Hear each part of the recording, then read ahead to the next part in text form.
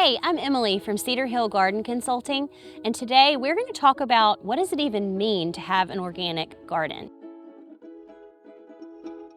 I've actually done it both ways. When I started my garden, I was not using organic practices. Honestly, I had kind of a kill it with fire attitude, and if something came in my garden and moved, it was gonna die.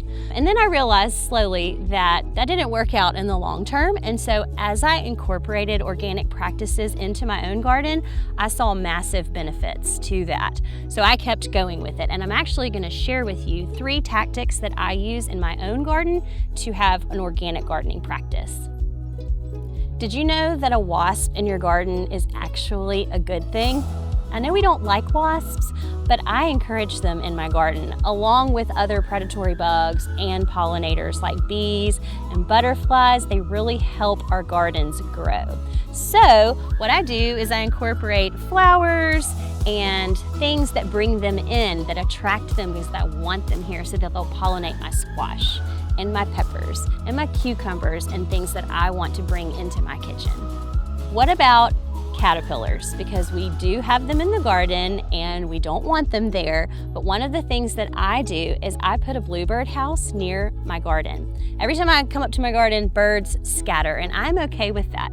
Maybe every once in a while they'll eat a tomato, but I promise you I rarely see caterpillars in my garden. So this is just another way to let nature take its course and balance itself out. It really does work. If you walk around my garden, you probably won't see like an herb bed. And the reason for that is I like to use herbs as a strategy in my garden. For instance, this oregano that's like 3 years old and just gets bigger and bigger. This is an organic pest deterrent. The more smells and textures that we can interplant with our veggies, the more confused the bugs are. Because what happens if the bug that likes tomatoes finds your entire tomato bed? Goodbye tomatoes, but if I confuse them by planting basil or oregano or marigolds or other things, they're less likely to find what they're looking for. So don't let anyone tell you that you have to douse your garden in chemicals and pesticides in order for it to be successful and thriving and abundant. We are here to offer organic solutions to any problem you may come up against in your first organic garden.